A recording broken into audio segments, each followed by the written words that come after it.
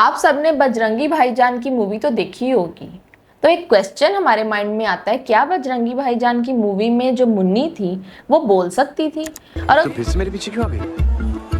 अपने माता पिता से मेले में बिछड़ गई है, अब कुछ तो बोल। और अगर वो नहीं बोल सकती थी तो उसको ऐसा कौन सा इशू था जो उसको स्पीच थेरेपी के थ्रू क्या वो ठीक हो सकती थी या नहीं ठीक हो सकती थी?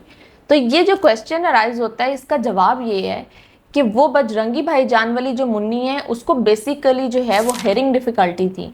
अगर उसका बर वक्त ऑडियोमेट्री हो जाती, उसको ऑडियोलॉजिस्ट के पास ले जाते, उसके कानों का टेस्ट हो जाता, उसके बाद वो स्पीच थेरेपिस्ट के पास आती तो स्पीच थेरेपिस्ट उसकी आवाज़ों पे काम करते, उसके वर्ड्स पे काम करते, उसकी रिसेप्शन पे काम करते, जो उसकी कॉग्निटिव एबिलिटी थी कि उसके दिमाग में कितनी समझ होनी चाहिए किसी भी लफ्ज़ को लेकर, उसकी वोकैबुलरी के ऊपर काम करते और फिर ऐसे उसके सेंटेंस बिल्डिंग की तरफ, फॉर्मेशन की तरफ आते।